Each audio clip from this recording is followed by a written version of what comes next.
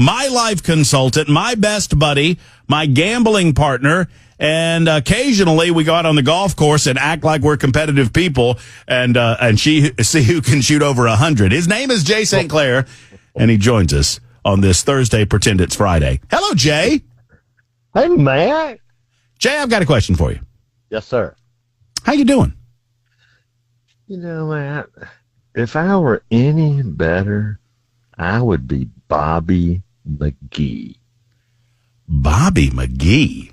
Uh-huh. Oh, yeah. I see what you're doing there. It would be me and Bobby McGee. I see what you're... Windshield wipers clapping time. What a great song. What a great man. What a great songwriter. And I'm sure y'all talked about it already. And you know, I got real interested in him a few years ago. We talked about him a lot. Fascinating person, man. So we did talk about, and obviously Jay is referencing the loss of Kris Kristofferson. I did not give you proper, they call it an HTJ in social media, a hat tip. Mm-hmm. And I did not tip my hat to you, and I'll do it publicly now because you first posted that clip, and I played it on the show, of Kris Kristofferson talking about his conversion moment and giving his heart and his life to Jesus Christ, and it is very powerful.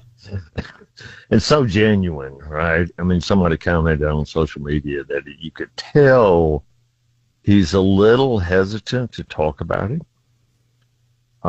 which makes it all the more genuine. Mm-hmm. And the Lord works in mysterious ways, man.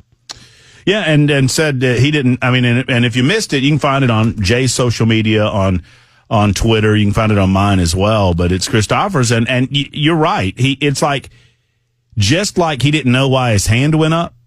Right. It's like he doesn't know why he feels so compelled to tell the story, but he just kind of kept telling the story, and I'm glad he did. Yeah. I'm glad he did. You ought to see the whole original thing. It was on, I forgot the guy's name, but it was on CMT. Ralph Emery. Ralph Emery. Ralph Emery. Mm-hmm. And actually, they were somewhere, I think they were Tennessee Tech, doing a charity thing, I think for Dottie West. He tells the whole story. And it's just fascinating. I think maybe Tech or Tullahoma, somewhere like that. And then, it was Saturday night, so he went up Sunday morning and went to church.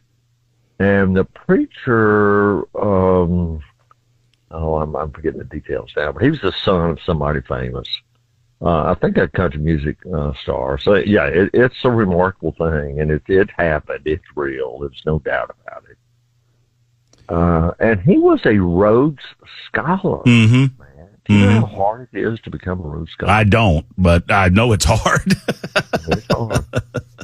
Well, and a helicopter pilot, and was in it's in some form of the military. I don't know exactly what, and the old line, the old story that runs around these parts is that he landed his helicopter outside of Johnny Cash's house in Hendersonville to give him the lyrics to, I think it was Sunday Morning Coming Down. Yeah, Sunday Morning Coming Down. He was going to make sure Johnny Cash got that song.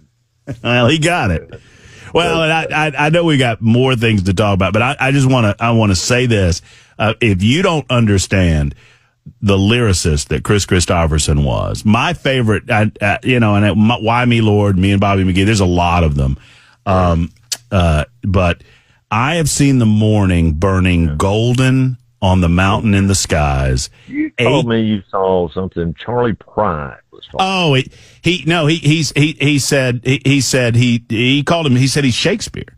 And he said it was Ken Burns' country music documentary, and Charlie Pride, they were just talking to him, and they asked him about Kris Kristofferson, and he just looked at the camera and said, I have seen the morning burning golden on the mountain in the skies, aching with the feeling of a freedom of an eagle when she flies, turning on the world the way she smiled upon my soul as I lay dying, healing as the colors in the sunshine and the shadows in her eyes. And he goes, if that doesn't make you feel something, you ain't living. It's true. It's true. Lived a great life. And the last of the highwaymen, Jay, we got Willie left, and the rest of them are gone. Who would have guessed that Willie would be the last man up? Willie Nelson. Well, all of those fellas ran pretty hard. So, but we got Willie left at the age of 91. Jay, let's, this is kind of your wheelhouse, right? I mean, you have been a part of these types of contract negotiations. I mean, maybe nothing quite this scale, but I don't want to speak short here. But same concepts. But I mean, you've been a part of these types of contract negotiations, correct? Absolutely. And I teach a law school class about it. So yeah, when I say I'm often wrong and never in doubt, I'm not going to be wrong about this one. So, get this one right. So what in the world is going on? So let's look at it from 50,000 feet. I always like to start there. In the private sector, it's different than public sector. We can talk about that if we want to, like when Reagan fired all their traffic controllers. But in the private sector, employees have a right to form a union, and these longshoremen have been in unions for decades. And they enter contracts with the companies, union contracts, and they run out every so often. I think the last contract was 6 years long, and so now they come to the end of the contract. It's time to negotiate a new contract. And they've been negotiating, and they could not come to terms. They were making demands the companies were not willing to meet. And so when the contract expired, they exercised their right, statutory right, to go on strike. And I think everybody knows what a strike is. You just withhold your labor. You just don't go to work. And they're doing that to put economic pressure on the company, Matt. They are doing that to hurt the companies financially. There's no question that's why they're doing that. And in fact, in the law, in this area of the law, we talk about that as being an economic weapon. That's what we call them, economic weapon. Mm-hmm. And the company, in return, they have the right to replace them. They can replace them with temporary workers, or they can replace them with permanent workers. And that's just the way it's set up. They just have to go at it and kind of free market. And then, they either work something out or they don't. Why here were they not able to work things out? I think it's a couple of reasons. Wait a minute. I think my Secretary of Homeland Security just sounded in the Uh-oh. Well, you got to watch it. You got to watch the Homeland, Jay. Don't be like Joe Biden and leave the store unminded. So I think this, man, it's mostly about automation, right? They're beginning to develop technology where they can do this incredibly hard, heavy job on the shores with, let's just say, robots or with automation. You go into McDonald's now, and there's already some automation there. A kiosk taking It's the wave of the future, and there's lots of reasons that makes sense for business. Lots of reasons. And my guess is these companies could save millions, if not billions, if they could automate these operations on these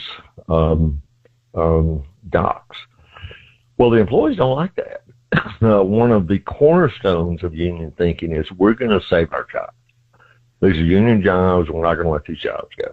So, yeah, they're fighting about wages and benefits, but I think the real sticking point here, Matt, is this automation, because over time they could lose thousands of jobs. And so the union wants in the contract that the company is prohibited from automating most of the jobs on the docks. And the companies just aren't willing to agree to that, man, because that would cost them a lot of money. Right. I mean, and look, I'm not. I need more information before I, get firmly into one camp or another. But what you're saying, as you were talking, Jay, it reminded me of. I am certain that had the buggy manufacturers had a union, that they would be really frustrated with the movement toward automobiles. Right. I mean, sometimes, the status quo is the enemy. It's the enemy of forward progress. Absolutely. It's a perfect analogy. And they wanted to keep with horse and buggies. And we're like, no, we're going to do this horseless deal. Or maybe, horse breeders is another one. Well, the horse breeders got screwed in that whole automobile thing back in the day, right? So perfect analogy. That's exactly what's going on here. It's exactly perfect analogy. So tell me where the government fits into all of this, because we've heard of this. What is it called? is kind of a cooling off period. Yeah, the 90-day, the cooling off thing. So, and a lot of people over the last couple of days, and I've held off making any comment about it till I get you, right? Because I'm like, hey, look, I've learned in 51 years. I didn't know this when we first met. I got right in there and started talking, but I've learned to get out of the way when there's a smarter person on a subject than me. Yep. And so I'm out of the way on this. But a lot of people are saying, well, Reagan and the air traffic control, and he told them to get back to work. They're all fired. Why can't we do that here with longshoremen? Yep. No, I figured that would come up, and that's why I made the point earlier about public versus private sector. Public unions are different, man, totally different. Well, I thought she'd settle down, but apparently now they're. Watch out! You got to watch it. Tell everybody who you're direct. Tell everybody. Sammy over there on the board wants to know who is your Secretary of Homeland Security. She wants to know. That is Olivia, my German Shepherd. and I bet she's got a ball. I bet she's got a ball in her mouth right now, trying to get you to throw. No. She's on DEFCON 5 right now. Something's going on. Squirrel, probably a squirrel. No, he's a possum. All right, Sammy tells me it's time. She said, with that in mind, it's time for a break. So Jay's with us. We're going to continue to break down this longshoreman strike. Jason's got a question about it. And if you have any questions for Jay St. Clair about this or any other subject, anything legal or otherwise. All right, Jay St. Clair is with us, and we got a lot of questions for Jay, and we'll get into those in just a moment. I've got to finish up my line of questioning on this longshoreman deal. So the automate, you feel like that's a big portion of this. And then there's a big ask going on. It's my understanding they were offered, I want to say 50% additional pay over the next 6 years, and they're holding out for 77%. But you feel like, Jay, that is a component of it. Obviously, we all want more money in our jobs, but do you feel like the main sticking point is this issue of automation? Absolutely. There's no doubt about that in my mind, man. No question about it. So if we got the question about why not just fire them like Reagan did the air traffic control. Well, it's not a one-size-fits-all thing. The air traffic controllers were public employees. Public unions are very different. They're governed by different laws, and even each industry can be different. The law that allows them to have a union makes it illegal for them to strike. They did not have a legal right to strike the air traffic controllers. They were breaking the law when they struck. And that's what allowed President Reagan to fire them. It'd be like, and this is different state to state, city to city, but policemen in some places have the right to unionize. I don't think they do in Tennessee. I know in Alabama. But in places where they unionize, the police ought not to be able to go on strike, man. And same thing with firefighters, right?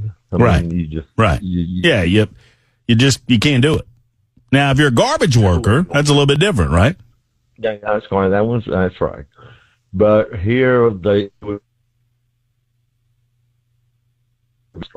you can replace them. And I guarantee you right now they are doing what they can to get these jobs staffed. Some by managers and supervisors, they can work. And then they could bring in people. You would call them scabs. Uh-huh. That's the way we talk in this area. So they can try to operate, but in the meantime, it's just kind of a standoff. Yeah, they probably have a little bit of strike fund from the union, but we'll just see who can bleed the longest. Right. And in the meantime, I mean, obviously, this is going to impact the supply chain in the United States of America. Now, I don't know that it impacts toilet paper, but look, Jay, but this is where it moves into my area of expertise, because if you see empty store shelves, people are going to start getting real concerned about the leadership in Washington, D.C. What, if anything, is their role then? If it's not the role for the president or whoever's in charge, I don't think it's Joe Biden. If it's not their role to step in and force people back to work, but they can act as kind of a mediator in this regard, can they not? Yeah, they can. Yeah, in this industry and some others. There was another strike recently. I forgot. The railroad. A couple of years ago, the railroad strike, wasn't it?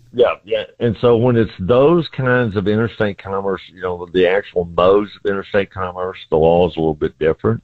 And the government can step in. And actually, I think railroads, they can force a contract on the union.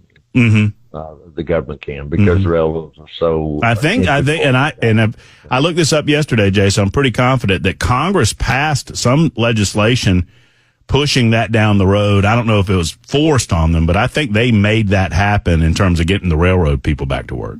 Yeah, exactly. So they could do that here. And I think that the law gives them the ability to have like a cooling off period where they have to step back and go back to work for 30, 60, 90 days, something like that. Biden likes to call himself the biggest friend of organized labor ever in the history of the country, and he may be right about that now. And so he does not want to undermine the union's bargaining power in this. The union has a lot of bargaining power in this, a lot, because they have almost a monopoly. They certainly have a monopoly on the East Coast. And that's 55% of the shipping into the country. I mean, they're kind of the only game in town. And so they have a lot of power. They have a lot of leverage to get the company to accede to their demands. And if Biden were to step in and interfere with that, that undermines the power of the union. And I just don't see Biden doing that, because that's one of his biggest constituencies. So, yeah, he could do something to turn down the temperature, but I don't think he will. And you could say it's for political reasons. That, I mean, he's supporting his supporters. Well, I think this is an instant. I would say this is, for me, from a political standpoint, I agree with you, everything you say. And I think that Americans might feel a little short-term pain, but I think out of that we get long-term gain, because I think it's going to whiplash on the Biden people and Harris by extension if that's the way he plays this thing. So, no, I was just about to say the same thing, that may be a miscalculation. That may be like when everybody was sitting around saying, "Hey, I've got a great idea. Let's go arrest Trump on all these trumped up charges." What do you think? Foul. They'll never nominate him if we arrest him. Absolutely. This will end it right there. All right, hold on just. By the way, Jay, before we have to go to break, because Ken Weaver's waiting, I love our listening audience. And someone just, hold on, I had dadgummit, I lost it. Sally wrote in, and, here it is. Sally says, and this is actually to Sammy, who's running the show right now, Jay. Sally says, Sammy, and I apologize if your name is spelled incorrectly, but you need to know this. If the question comes up, the answer is a crayon and $400. That's correct. We'll be back in a moment. So, and that's if the question comes up. A crown and $400. A crayon. Sorry, I have a speech problem ever since I was little. It's a crayon and $400. It's a tough one to say. That's the answer. Super Talk 99.7 WTN in the midst of Fri Jay on Thursday. Jay St. Clair with us, and we'll get to your questions and comments right now as we continue on the Matt Murphy Show on Super Talk 99.7 WTN. It's 1:39. First up is Jason in Indianapolis. Jason, you are on with Jay St. Clair. Good afternoon. Good afternoon. Jay, logistically, to avoid the longshoremen, especially the boats that are going to port in the Gulf, could they not just go to a port in Mexico? Yeah, they could. Absolutely, they could. I don't know. They have to clear customs. I'm sure there's a customs thing, but that would avoid. They could avoid that port forever. Well, yeah, I don't know what the capacity is in Mexico, but you're right, and trust me, they're looking at all that now. They're probably trying to figure out how to get it over to the West Coast. I mean, that's a long way around to the California and all those ports. But sure, that's absolutely part of what they're planning, and I'm sure they've been thinking about this for a while. So just trying to get it in everywhere they can. But yes, sir. You have pretty much a monopoly over there. I mean, yeah, there's aren't there, I'm pulling this figure out of somewhere in my brain, but like 30 something or 40 ports total. Yeah, I don't know. I don't know what the amount is, but there's a lot of them that we're talking about. Well, but just think of the geography. It's pretty much the entire East Coast. What is not included in it is just minimal. So it's the entire East Coast, and it goes all the way over to Mobile. I haven't heard about Pascagoula and the Mississippi part. That may be separate. But it's basically 98% of the docks on the eastern side of the United States. They've got a monopoly, and that's what gives them the power. Jay, great comment, great thought as well as we continue getting through a few of these telephone calls. Jeff has a different type of question regarding open meetings laws for Jay St. Clair. Hello, Jeff. You're on with Jay. Hi, Jay. Thanks for taking my question. It centers around, the rural towns around Tennessee. You have a small government. You have commissioners or aldermen, 5 to 7 people. And what would constitute the open meeting violation concerning how many of those people had a discussion, and also what topics were discussed, being actionable items that are already on an agenda or items that are just in pre-planning? Where's that line drawn? I'm thinking because I'm going to give you the right answer. It's a very gray area. Mm-hmm. They're not taking official action. For example, let's say you got a 5-member city council, and they're going to have a meeting tonight to talk about very important matters. Well, 2 of them get together at 3 o'clock in the afternoon to talk about it. All right. So how are you going to vote? What do you think? How are you going to vote? I don't think that violates open meeting law. I don't think it does either. Well, let's say 3 of them do it. And they just have that discussion. And, well, what are you going to do? And, but they're not taking official action. I think that where I would draw the line if I were a judge is if they're taking official action. Well, what does that mean? Well, they get together before the city council meeting, and let's say Jason, Matt, and I were on city council. We get together at 3 o'clock at the McDonald's. I'll have senior coffee. I make Matt drink senior coffee. And then we talk about it, and we say, okay, here's what we're going to do. All right, we're all in agreement? Yes, we're in agreement. We'll all vote in favor of it. That just violated the open meeting law because there a decision was made. So if you accept where I'm going, then it's the difference between discussion and decision. Well, you'll never actually nail that down. Well, did y'all make a decision? Oh, no, we just talked about it. I want to say that there are some local ordinances, Jay, and I could be. I think I'm right in this. I feel like I'm right enough to even mention it. That there are some states that enforce sunshine laws that don't allow those gatherings if there's enough to create a quorum. Yeah, and I'm sure it's not a one-size-fits-all. Right. But yeah, the spirit of it, I mean, you're exactly right, is that you can't take any official act. Well, is getting together for dinner and talking about it an official act? Right. Right. Jeff, does that hit on your question? Well, yes, but also, what about a topic that's just being openly discussed, but it's not on an agenda, is not up for a vote? You can discuss that all day long with whoever, correct? Well, sure. Absolutely. So I have by the way, I have, Jeff, a county commissioner on with me, on text with me, and he's telling me that in Tennessee, that the rules are that you can talk about how, and Jay, you've explained it exactly right. You can talk about how you're going to vote, but you can't bargain or negotiate for votes. Right. Yeah, well, that's just what I said. Yeah, so, you said exactly right. That was correct, and if it's something I'm off and on, but never. Well, Jeff, I hope that hits around some of your question. I want to. I feel like that's going to. Go ahead, Jeff. Are you still there? No, he's gone. I got to cut him loose. Well, see, I started off thinking that he was a constituent, but there at the end, he got me thinking he's a city councilman. That's true. I think you're playing for the wrong team. I think it's right. You're right on target. That when you start horse trading for votes, that's when you're getting into an arena where people want that to be in front of the public. Stephen is next with a question out of Paris, Tennessee. Hello. Stephen, it just says Paris. I'm going to assume that it's Paris, Tennessee. Bonjour. Bonjour. Bonjour there, Stephen. Yeah, bonjour. Yeah, it's French fries. Hey, question for Jay.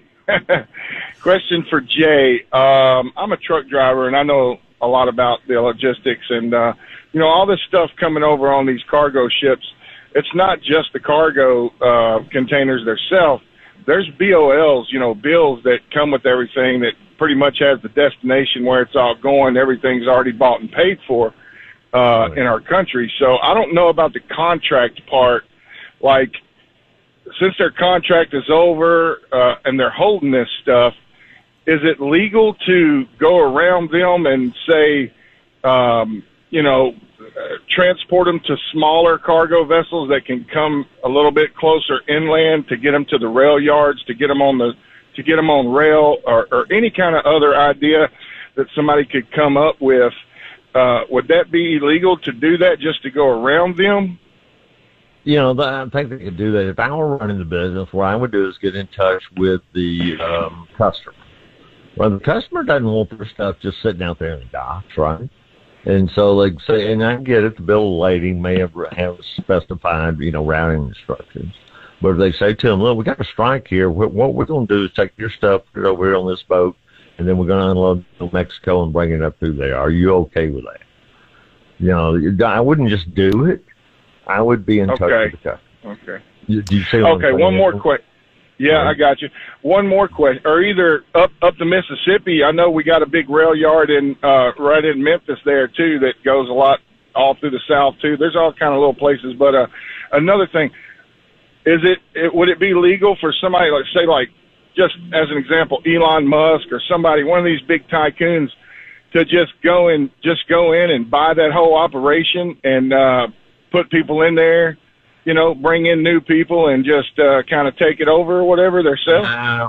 No, it wouldn't, because if he buys it and the business stays substantially the same, that he assumes the union. Okay. So it doesn't automatically dissolve the union? Yep. Yeah. Absolutely. Makes sense. They're called a successor in interest.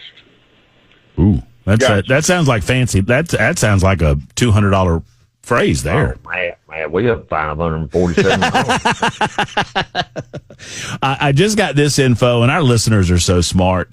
Apparently, Fox News is reporting that they're not going to the West Coast, Jay, because the union on the West Coast is now saying that they will not unload any diverted ships. Got it. So, I mean, and that makes sense. Unions are going to protect their fellow union brethren. A lot of interest in this. Let's get to Mike in Jolton. Hey, Mike, how are you? Hey, I'm doing okay. I understand that there's three public in the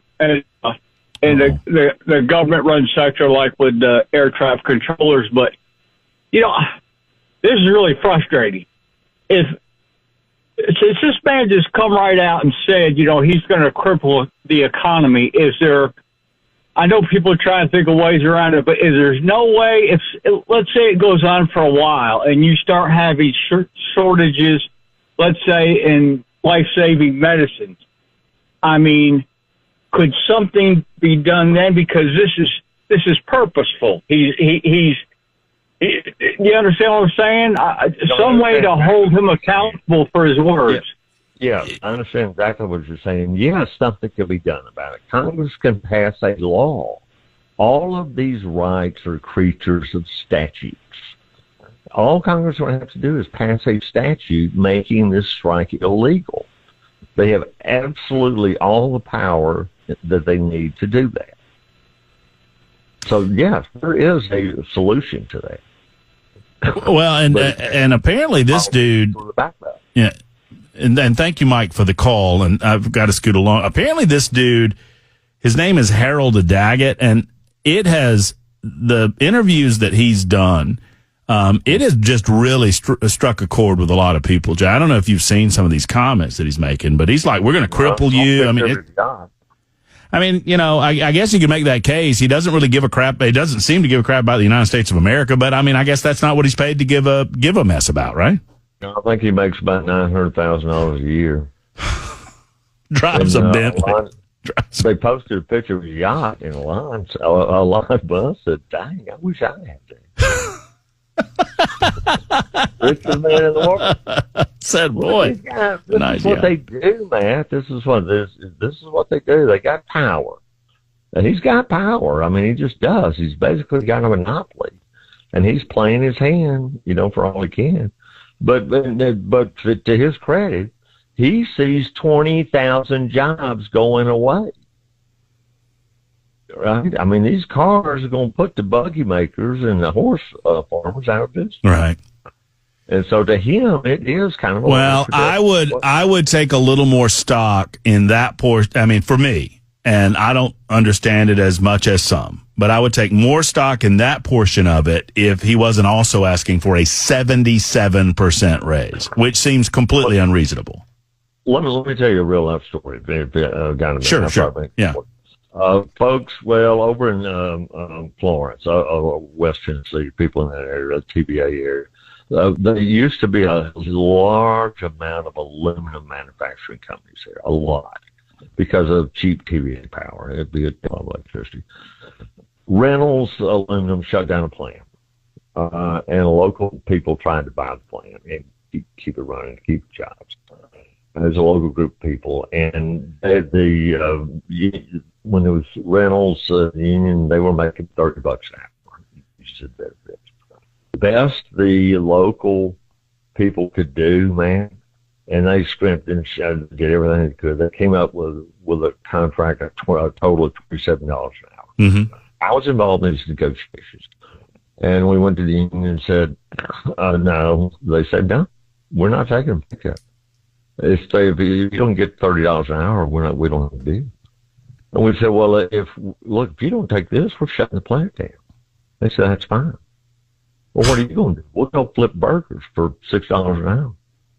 We ain't taking a pay cut. That is a true story, man. I was at the bargaining table. And there's just this sort of mentality. I don't know. I couldn't do what you do, because that would just drive me. I know you have to keep your cool, and you do, but my goodness, that's just a different way of looking at the world. Mindset. It's just a different mindset, man. Yeah, it's like Florida fans. I mean, you can think about it all you want, but you'll never understand. You can't reason yourself to get there. John, we'll leave it on this, Jay. John from Lawrenceburg says, "Go Big Orange." I'm just passing on the information. All right. I was just looking. Their history against Arkansas is interesting. I remember is Clint Sterner in 1998. He said something about hog killing time. I didn't really understand that, but you probably will. Jay, I might see you sometime in the near future, and if I do, I hope to see you real soon, buddy. Yeah, we'll find some green in front of us. I'll talk to you soon, my friend. Take care.